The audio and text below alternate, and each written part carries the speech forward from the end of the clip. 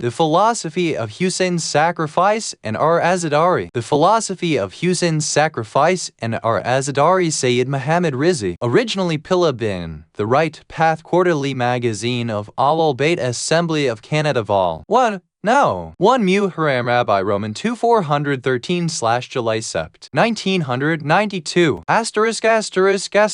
The supreme sacrifice by Husayn bin Ali, his family, and companions in Karbala is rightly considered as the epoch-making event in the history of Islam. No serious historian would question TL1E event or its importance. In this article, I would like to understand and explain why Imam Husayn bin Ali as sacrificed his family and friends by refusing to pledge allegiance to Yazid bin Muawiyah. To understand the philosophy of Husayn's sacrifice is an important issue on its own, but it becomes more important when we realize the philosophy or reason for the memorial ceremonies Azadari of Muharram is also intertwined with it. Was it for Shafat of the Shias? Many ordinary Shias think that Husayn made the sacrifice in order to gain the light to intercede with Allah on behalf of the Shias and those who loved the Al-Bayt. This is very similar to the idea of Christianity, which says that Jesus gave his life for salvation. Read, for forgiveness of sins of anyone who believes in him. On the one hand, I do not deny the concept of Shafa nor the fact that Husayn and other Imams of Al-Bayt have the right to intercede on behalf of their true followers. The Quran, while negating the intercession by the idols, has confirmed the right of intercession for those who are authorized by Allah. However, on the other hand, I do not agree that Imam Husayn sacrificed himself, his children and friends, and put his women folk in a situation where they were made prisoners for the sake of shafa or intercession. I do not believe so simply because Husayn had the right of shafa from the day he was born. A person would not sacrifice in this manner to gain something which he already possesses. The following event at the birth of Husayn proves my point dearly. At the birth of Husayn bin Ali,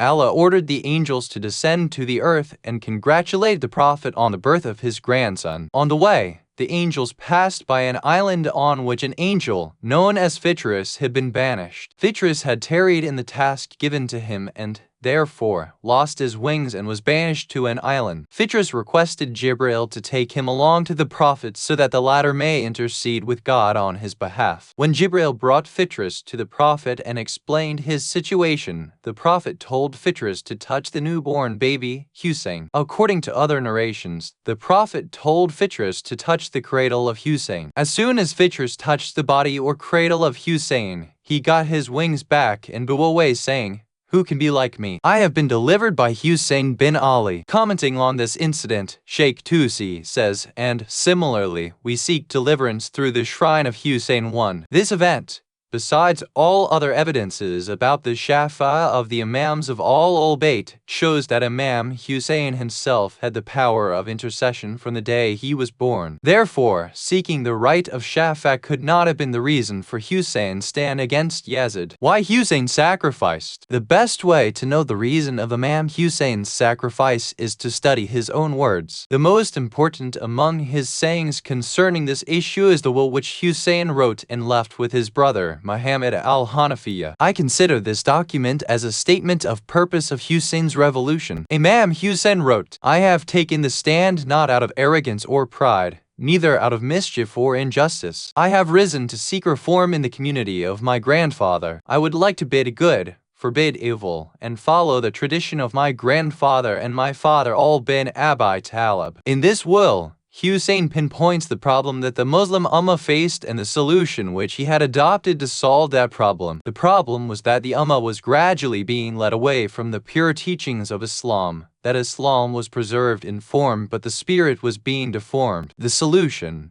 as Husayn saw it, was to implement the Islamic principles of Amr bil Ma'ruf, bidding the good, and Nahy anil Munkar, forbidding the evil, and also to show the pure and uncorrupted way of the Prophet of Islam as preserved and taught by Ali bin Abi Talib. The problem, the greatest tragedy which can befall a community whose social system is based on religion, is its indifference to the emergence of rulers who openly talk and act against the fundamentals of its faith. More so, when such a ruler also assumes the office of caliphate, the highest religious authority. When Yazid sat on the throne of caliphate, the Muslim Ummah was passing through a similar sense of indifference or hopelessness. The majority, out of ignorance, just accepted the status quo. Others, while aware of the situation, remained silent out of fear of persecution. No ruler before Yazid had the audacity to openly deny the basic fundamentals of Islam. Yazid did not believe in the prophethood of Prophet Muhammad,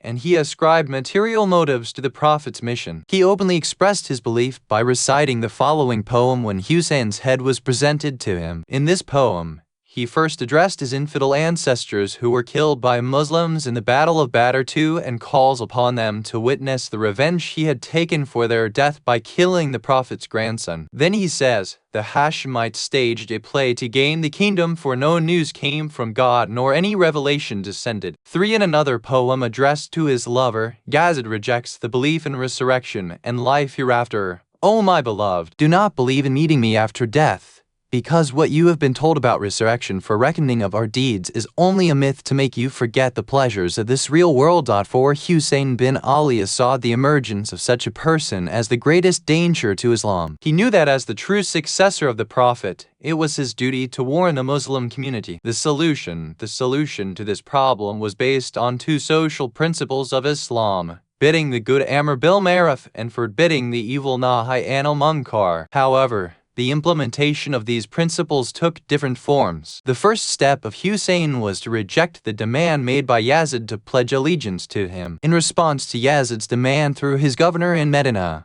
Walid bin Atba, Imam Husayn answered in 3 parts. Husayn begins by a description of his own background by saying, "I belong to the house of prophethood, the source of messengership, the place where angels used to descend and where Allah's mercy came to rest." Then he mentions the character of Yazid by saying, "Whereas Yazid is a sinful person, a drunkard, a killer of innocent lives, and one who openly indulges in sinful acts." Finally, he concludes by saying, "A person like me cannot pledge allegiance to a person like him." The day after Husayn gave this response to Walid, Marwan bin Hakar, the head of Umayyads in Medina, tried to persuade the Imam by saying that pledging allegiance to Yazid would be good for you in this world as well as in the hereafter. Imam Husayn replied by saying, "Then we should bid farewell to Islam if a ruler like Yazid is imposed upon the Ummah." The second step was to let the Muslim world know about his rejection of Yazid. During the days when there were no newspapers, radios, or TVs, Imam Husayn decided to use the medium of pilgrims to convey his message. There is no doubt that Husayn left Medina because his life was in danger, and that he chose Mecca because it is considered by the Quran as a refuge and a place of asylum for everyone. But one should not ignore the fact that Mecca was also the center of Hajj. The annual pilgrimage availed itself as an opportunity for Husayn to meet people from different parts of the Muslim world and inform them about his views concerning Yazid. On their return, the pilgrims would surely mention this very significant news to their own people. The third step was to give a shock treatment to the slumbering conscience of the Muslim Ummah. Husayn bin Ali gave the shock treatment in 2 ways. Firstly,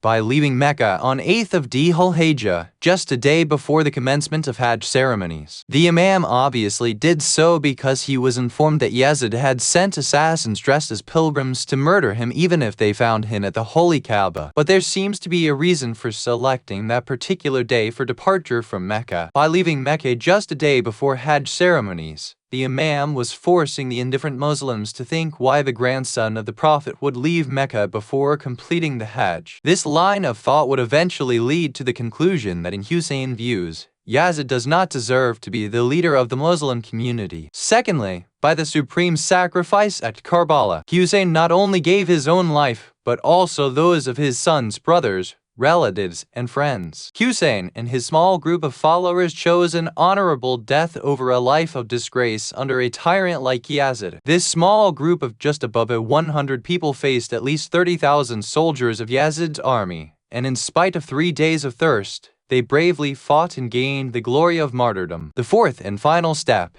in Husayn's plan was to make sure that the reason for his sacrifice is correctly told to the people. For this, he had taken along the children and women of his own family. These children and women of the Prophet's family were made captives by the Yazidi army and taken from Karbala to Kufa and then from Kufa to Damascus. Yazidi officers displayed their captives in humiliating manner so as to serve as a warning against anyone who dared to oppose Yazid. However, they did not realize that this also provided the opportunity to Zainab and Kulthum, the sisters of Husayn, to present their side of the story to the public in Kufa, at various stops on the way to Damascus, in Damascus, and in the palace of Yazid itself. Yazid won the battle, but he lost the war because he did not achieve his objective, which was to get his recognition by Husayn. On the other hand, Husayn, even in death, achieved his goal of awakening the slumbering conscience of the Muslim Ummah and letting the people know that they cannot stay indifferent when persons like Yazid become their rulers. The movement, which started against Yazid in particular and the Umayyads in general, is the greatest testimony to Husayn's victory. The main slogan used by the people in overthrowing the Umayyad dynasty was Yalai Tharati al-Husayn, in revenge for Husayn. In the final analysis, the reason for Husayn's sacrifice was not to gain the right of Shafa, which he already possessed, but to reform the Muslim Ummah and awaken its slumbering conscience. Husayn could not tolerate the indifference which the Muslims showed in the issue of leadership. In one of his memorable short speech in which he addressed the Yazidi troops under the command of her, Imam Husayn says, "O Ummah, verily the Prophet of Islam said, if someone sees a cruel ruler who disregards his duty and acts among the people sinfully and aggressively, and that person does not do anything, in action or speech, to change the situation, then it would be right for God on the day of judgment to place such an indifferent person alongside the tyrant ruler." The purpose of Azadari. The above understanding of the philosophy of Husayn's sacrifice helps us in outlining the purpose of the Azadari morning rituals, which has been recommended by the Imams of Al-Ubaid who came after Husayn. The purpose of Azadari cannot be different from the purpose of the sacrifice of Husayn. We have outlined the main purpose of Imam Husayn's supreme sacrifice in Karbala. That same objective should be the purpose of Azadari. We can, therefore, say that the purpose of Azadari is to constantly reform ourselves and our society from good to better and from better to best forms by fulfilling the most important social principles of Islam, known as bidding the good amr by al-maruf and forbidding the evil nahi anil munkar. To learn and follow the way of the Prophet as preserved and taught by Imam Ali bin Abi Talib and the other Imams. On the whole,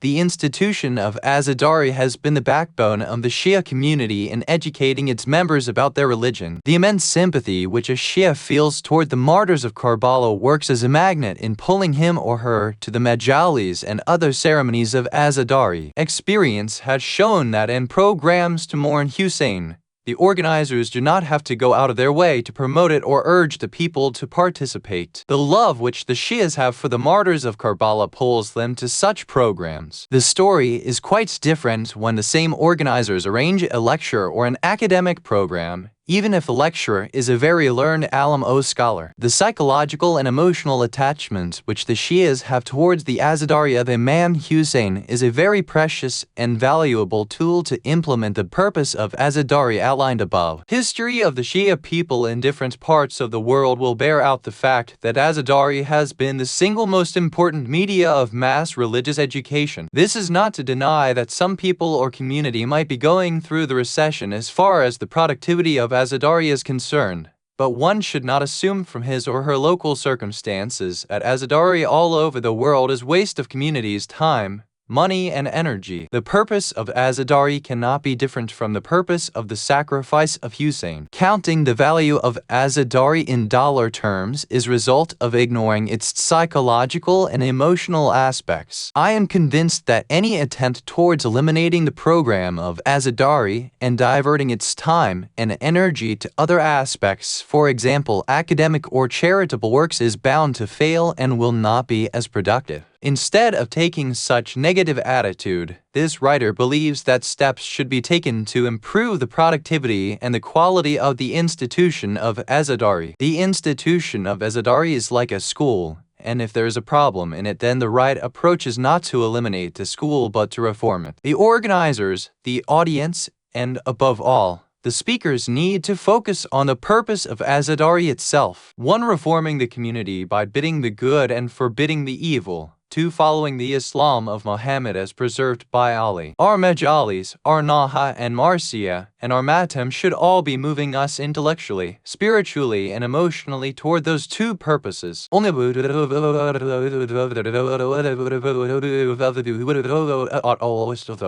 This incident has been quoted on the authority of Sheikh Azak and Sheikh Atusi by Sheikh Abbas Al-Qwami, Nafaz Al-Mamam Tehran, M.I. 1368 H. Solar P. Dub. Also see his Muntahe Alamal.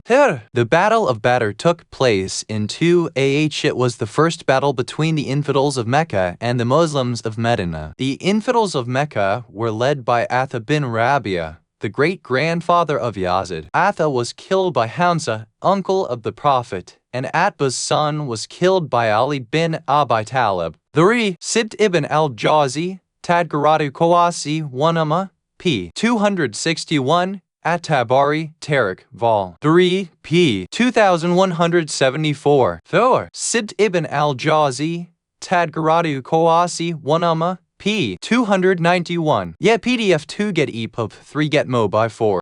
Topic tags. Muharram 5 Ashura 6 Azadari 7. Authors S. Sayyid Muhammad Rizvi 1. Person tags. Imam Husayn 8. Source URL HTTPS www.azam.way or you had less Husayn so it's already had easy.